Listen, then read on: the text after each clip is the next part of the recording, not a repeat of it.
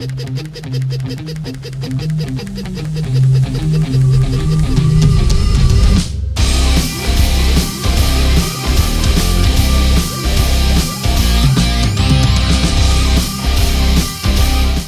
two with the Canik TP9SFX special effects, and we've got all the special effects on it today.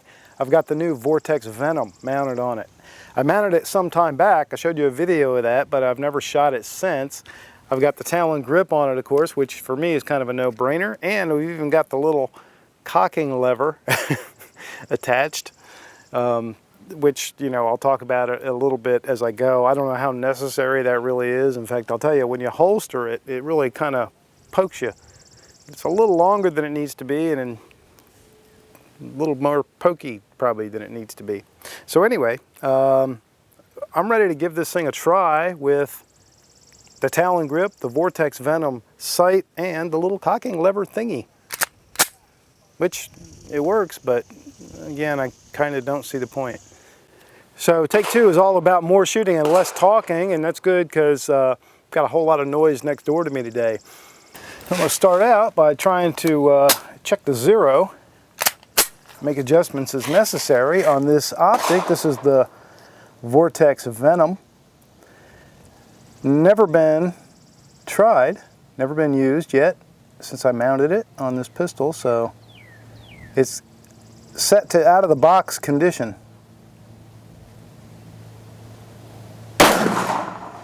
I'm using my match ammo because that's what I'm most likely to shoot this gun with. And I'm at just shy of 25 yards.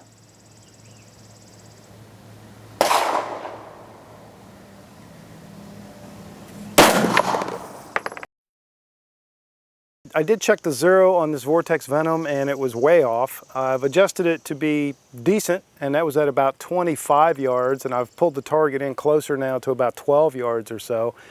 So hopefully I'll be able to hit something.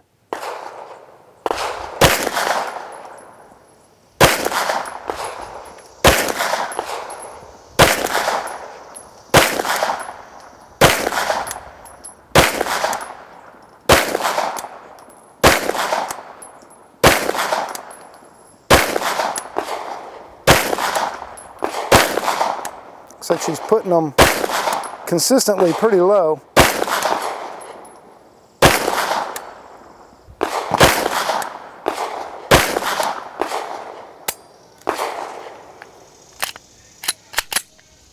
One thing I've noticed about this Canik TP9SFX, and this is with the full extended magazine pad, it doesn't like to lock the slide back too easily.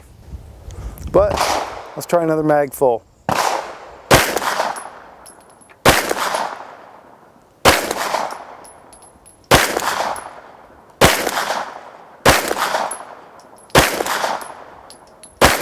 I like this Vortex Venom though. Nice big view window.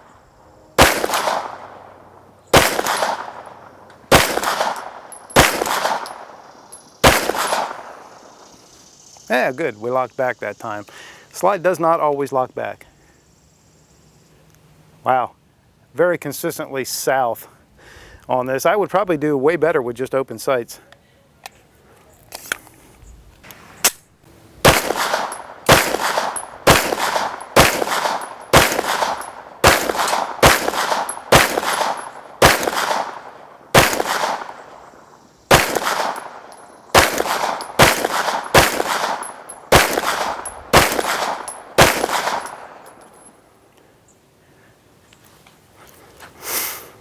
I don't know, red dots are funny.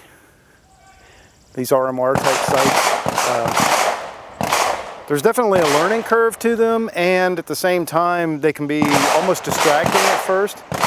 Watching that dot bounce around, you know, as you shoot on your target is sometimes more distracting to me than just looking out over open sights and waiting for the front sight to fall back where it's supposed to be.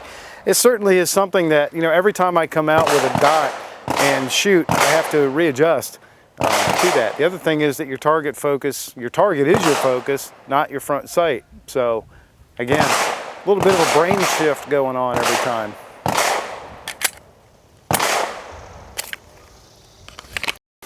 All right, I've taken the little cocking assist device arm thingy off of here because frankly I don't like it. It was kind of annoying. And if I want to do any draws, I can see me ripping my my shirt and my skin all up with it. So we will proceed without that. Everything else still the same. Okay, so I've got two targets downrange now. I've got one at about 12 yards and one at about 22 yards. And I'm going to do transitions between the two because that is really where the benefit comes in with a red dot sight.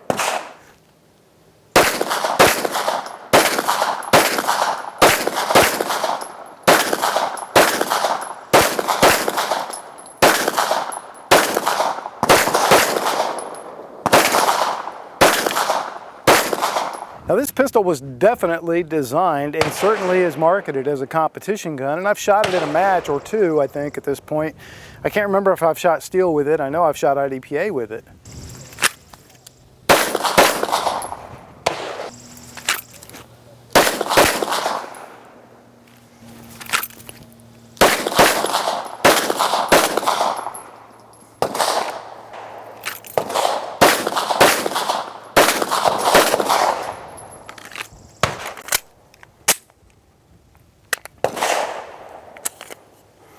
Magazine changes could be really fast with this gun, but there's really not much of a mag well here at all. Not much at all. So you really got to look them in. Got to make sure that index finger is way up on the tip of your bullet.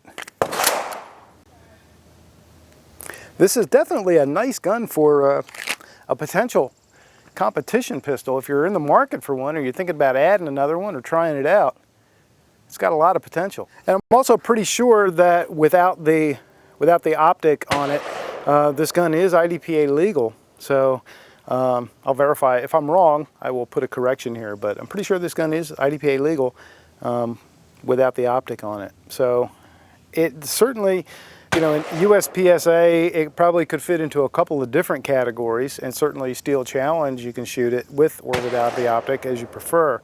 The barrel is not ported, of course. It's just got lightning cuts in the slide. The trigger is absolutely phenomenal on this gun. It has one of the very best triggers out there. This gun and probably the PPQ rule as far as out of the box triggers go. Oh yeah, it's incredible.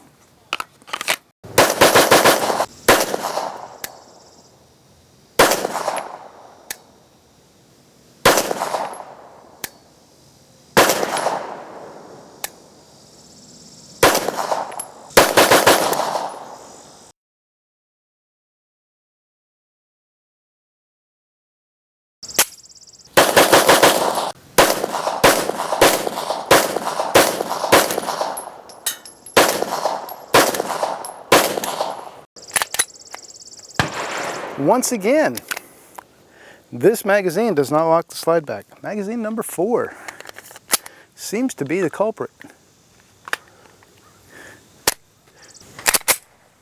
Racking the slide with an RMR without the little arm on it is actually not too tough. I don't think we need that little arm. Nice that they provide it, but I don't need it. So, all in all, the optic is a nice add to this gun. It's great, obviously, to be able to have it on there.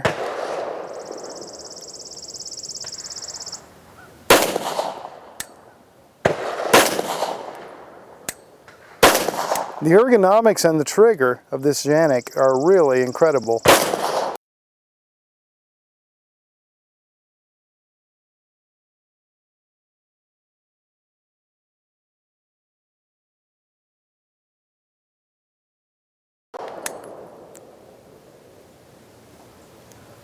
But I'm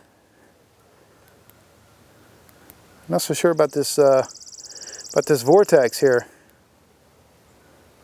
Keep losing my dot. Oh. Things that will make your red dot go off. Losing the battery and battery cap. All right. All right then, let's see if we can get that back in. Okay, we got that crisis solved. Didn't have the battery cap tight enough, and it popped out. And that's probably what hit me in the forehead. Okay, we all better now. Okay, so where was I? I was wrapping up. Take 2. With the SFX, which I love. This is an incredible trigger. The trigger alone is worth checking out this gun for. But the ergonomics are great. It has a lot of, it just has a lot of extras and qualities that you pay a lot more money for elsewhere. You know, and that's kind of a given when you're going with an import, especially a sort of an off-brand type import like the Turkish Canik.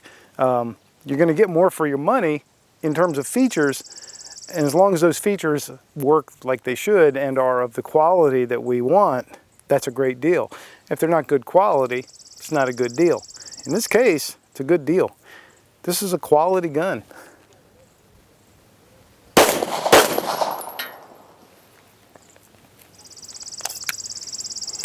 That's all I got to say about that.